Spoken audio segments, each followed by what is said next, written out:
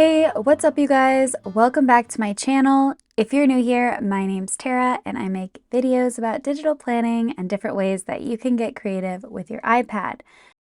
So if that sounds like something that's of interest to you, feel free to hit that subscribe button and ring the notification bell so that you never miss a video. That all being said, let's go ahead and get into the purpose of today's video. We are going to be doing my daily setup for the month of September. So the first thing that you see here is my September weekly setup. So if you missed that video, I'll be sure to link it up in the cards. I really love this setup, but I've got to be perfectly honest with you. I have been obsessed with my daily setup this month. I've been using it so much. It's just, I don't know. I feel like some months I prefer different setups, and this month I am all about the daily setup. So I'm really excited to be sharing this with you guys today. So to start off, I'm just going to September 4th. And doing what I always do, I'm just going to take one of my background elements that are the same color as the background, and I'm just going to overlay this on top of my layout.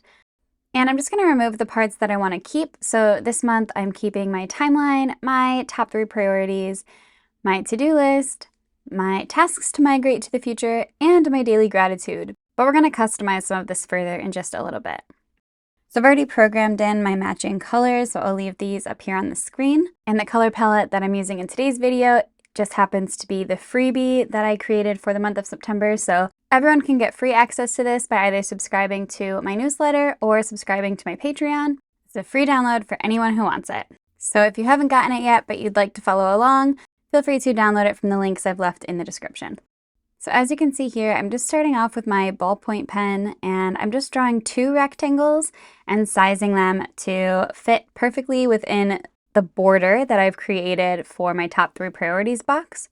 And unfortunately, even with the biggest size marker, it doesn't quite cover up the border that I created here for my top 3 priorities. So instead, I just decided to draw in 3 boxes and then use the shape tool to tap each of these boxes and carefully adjust the edges until I got it how I wanted it. I also used the lasso tool with handwriting selected to select the color fill in the center and delete that. Next, I copy and pasted these 3 boxes over to my tasks to migrate to the future box. And then using my shape tool, I just tapped on each of these boxes and adjusted them to fill this space more properly. And then I realized that I didn't like the color background here for the to-do list, and so I ended up taking another one of my background elements and just covering this up. And then once again, I just pasted those 3 handwritten boxes up where the to-do list is and sized them all carefully to match the space here.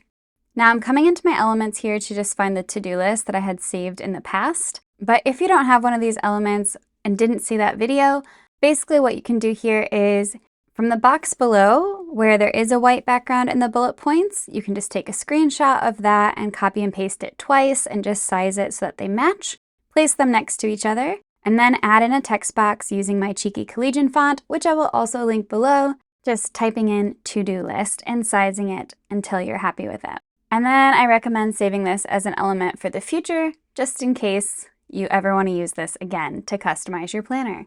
The last thing I did here was using my lasso tool with handwriting only selected. I just copy and pasted this handwriting on top so that the width of it would remain the same as it is in all of the other boxes, instead of part of it being covered up by the element that I just added. So with my lasso tool and handwriting only selected, this is where I selected each of the sections and then tapped to change the color to one of my preset colors for this color palette.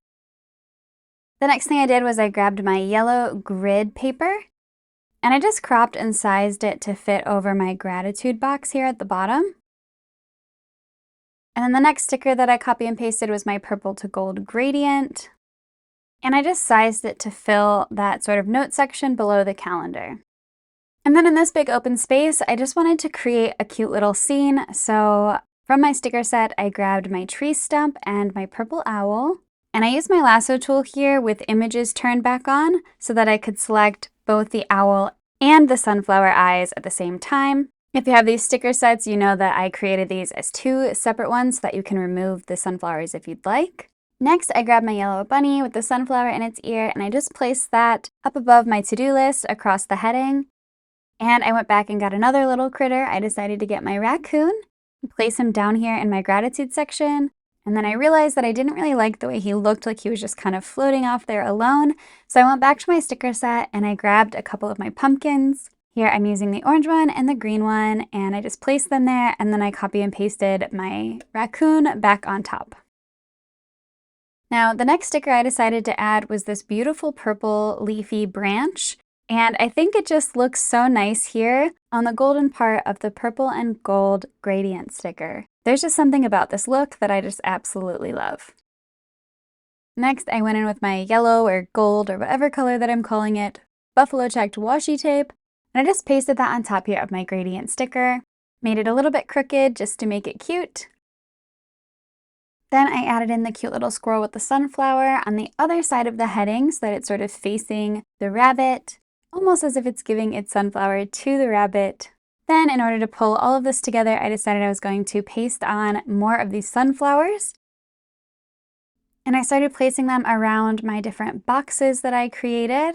And this next part is probably my favorite. I took a bunch of the leaves and then I just pasted them here over my hourly schedule. This way they're not overlapping any other images and they're really simple to move around and get creative with. So I just used my image tool to grab these and kind of place them around. And I really wanted them to look like they were just falling to the ground all around the stump and the owl. And so in doing this, I also decided to put a bunch of them at the base of the stump just to make it look like they were all sort of gathering around there. And I'm just really happy with the way that the movement of these leaves turned out. I feel like it really kind of does look like they're falling all around the owl, and I think it's so beautiful and just gives me all of the autumn vibes. Now, while I'm placing these around, I do also want to take a second to make a couple quick announcements, both of which I'm pretty sure I have not mentioned on my YouTube channel, but I have mentioned it in my newsletter and on my Patreon. So some of you may be familiar with these announcements already, but I wanted to share it with everyone that I am currently creating a course, one of many that will be coming in the future. But to start off, I thought I would do the most highly requested one, which is how I make my digital sticker sets.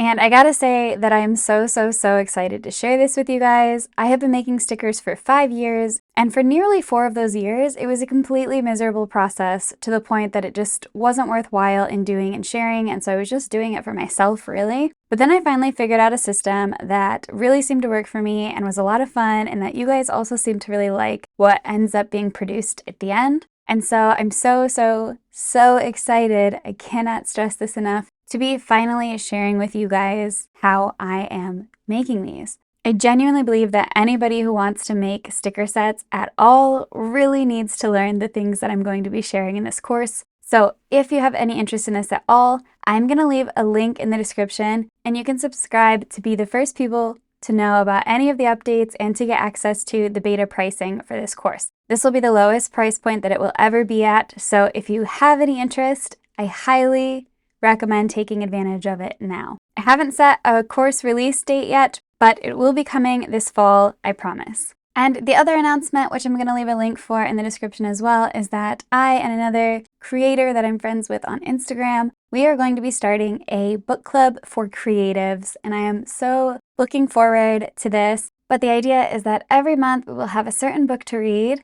and whatever we read that brings us inspiration, the goal is that you create something based on what you've been inspired by, and then through a group hashtag, we'll all be able to share our thoughts and ideas and interact with each other about this book and what has really spoken to us. So I'm going to leave a link to those email updates as well. You can also follow my Instagram, which is where I'll be promoting that for the most part, but I thought I would mention it here just in case anyone is interested.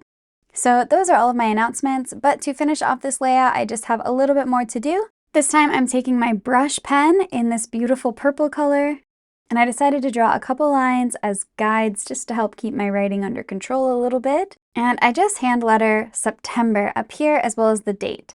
So this means that every single day when I paste this new schedule, I just have to go in and change the date. What I have been doing this week is I've just been doing like a week at a time. So I'll go in and I'll paste a whole week's worth and then change the dates.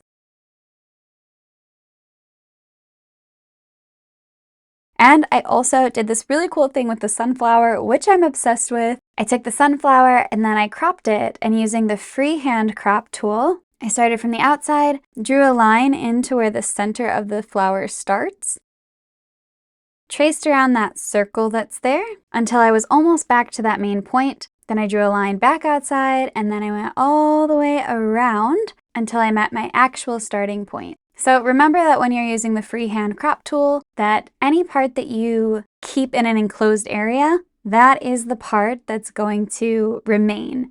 So anything that's outside of that gets cut out. And that's kind of how I went in through one of the open spaces in the petals, and then I was able to cut out that center by doing it this way. So it's kind of a cool trick, and I hope you guys like this. It's been one of my favorite ways to mark the day in my calendar. So I just sized it down and I placed it over the individual dates, and I've just been moving those as I've been pasting these a week at a time. I also realized that I forgot to mark this as my gratitude section, and so using my white ballpoint pen in a smaller size, I just wrote the word gratitude in cursive and underlined it. But there you have it, that's the entire setup. I really, really love this, and like I said, I've been using this more than anything this month. So many ideas just running through my head, so having all of this space to list everything out has been really helpful at keeping me organized. Anyway, I hope that you guys enjoyed this video and that you love this setup and that you've come away with it with a few little ideas that you can use in your own planner. Thank you so much for tuning in. I appreciate you more than you know, and I will see you guys in my next video. Bye!